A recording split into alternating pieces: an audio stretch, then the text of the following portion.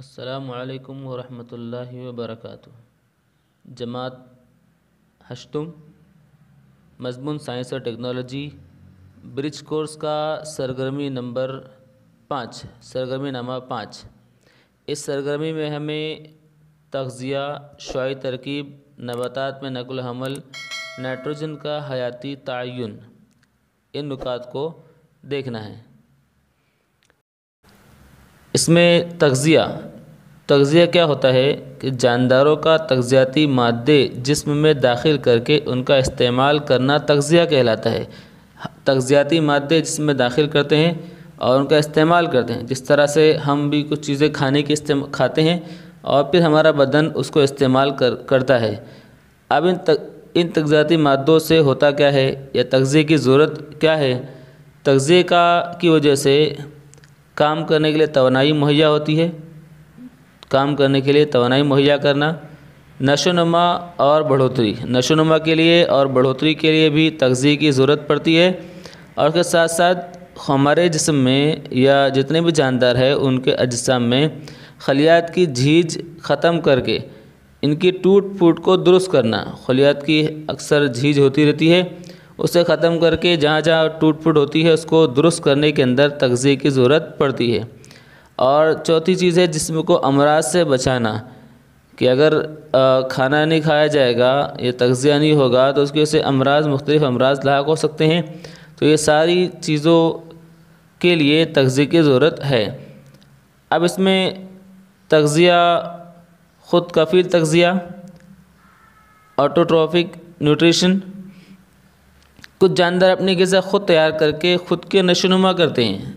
ग़िज़ा ख़ुद तैयार करते हैं और ख़ुद की नशोनुमा करते हैं। तग़ज़िया की इस किस्म को ख़ुद कफ़ील तग़ज़िया कहते हैं। जैसे नबातात हैं, हमारे सामने नबातात दिखते हैं कि ये अपनी ग़िज़ा ख़ुद तैयार करते हैं।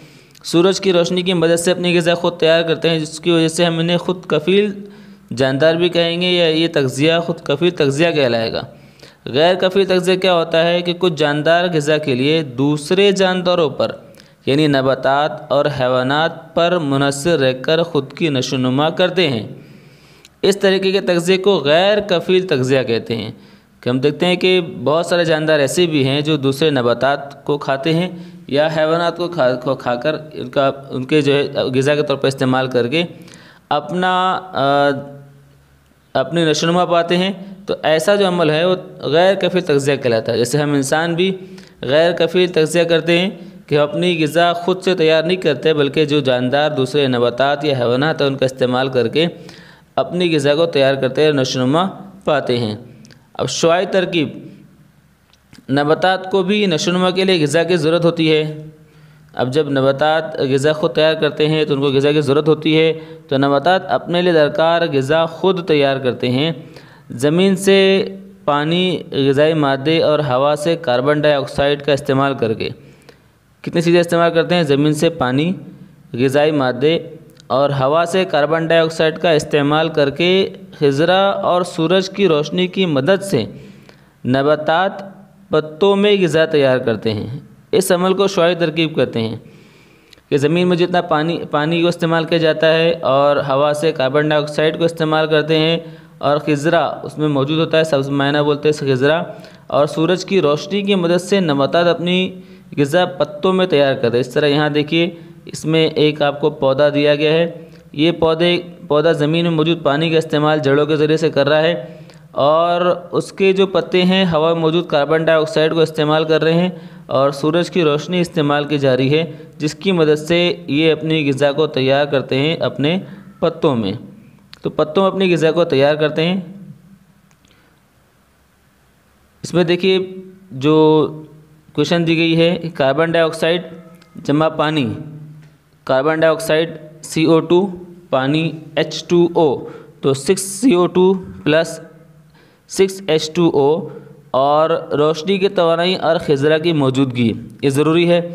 रोशनी की तवानाई भी ज़रूरी है और खिज़रा भी ज़रूरी है, तो उसकी मदद से ग़िज़ा तैयार होती है। ग्लूकोज C6H12O6 और ऑक्सीजन भी खारिज होती है 6O2। जिस तरह हम कहते हैं कि नबातात कार्बन डाइऑक्साइड जज्ब करते हैं और ऑक्सीजन खारिज करते हैं, और हम हैवानात ऑक्सीजन जज्ब करते हैं और कार्बन डाइऑक्साइड खारिज करते हैं।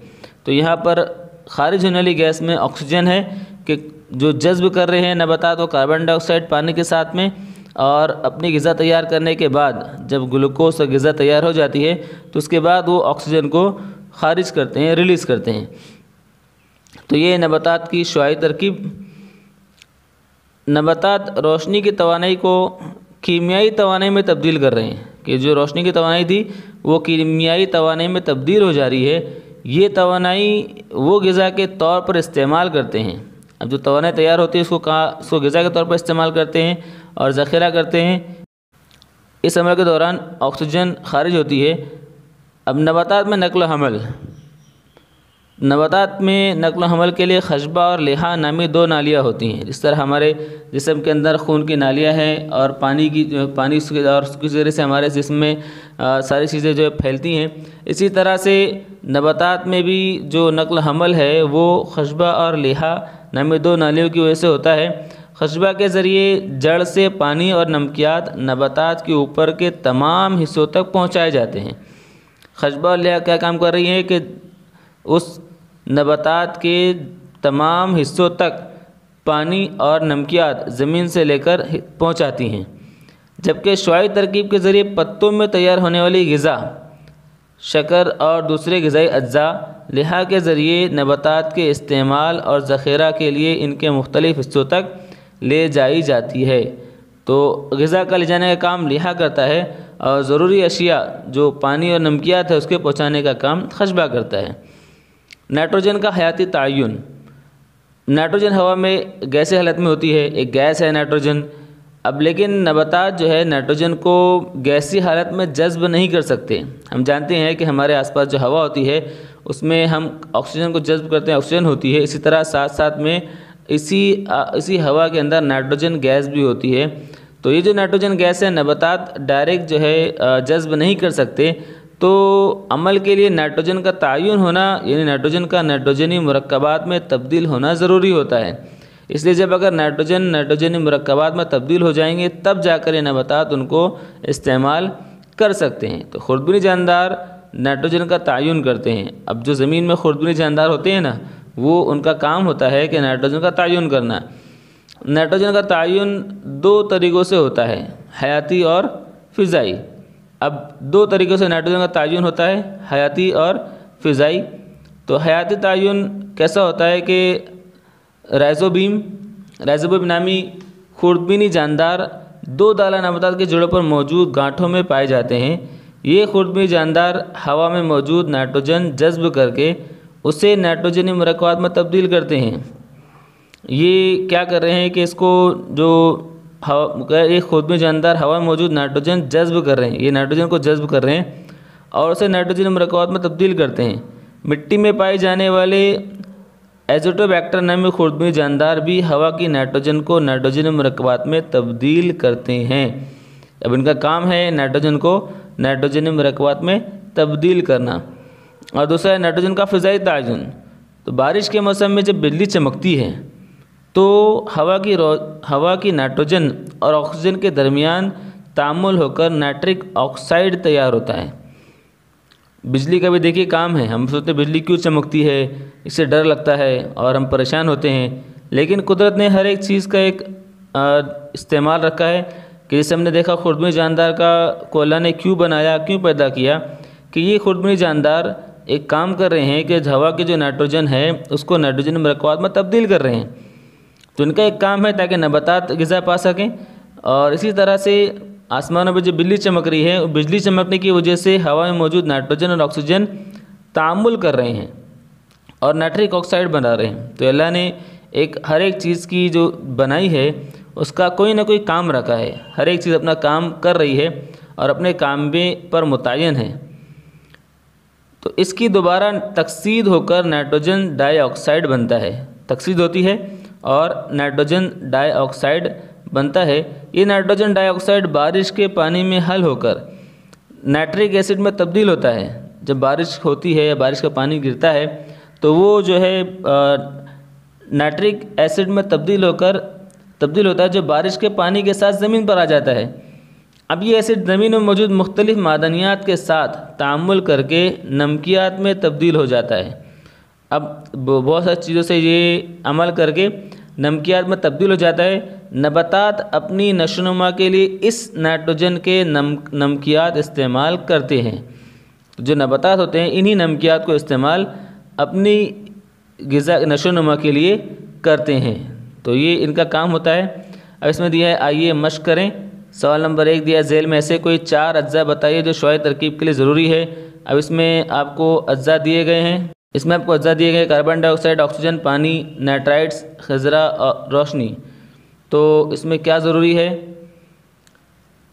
खज़रा और रोशनी की तो बहुत ज़रूरत होती है, हमने देखा। और उसके अलावा हमने जो ऊपर वो मसावात लिखी हुई है, उस मसावात में कौन सी 2 चीज़ें और ज़रूरी है वो आप देखकर लिख सकते हैं।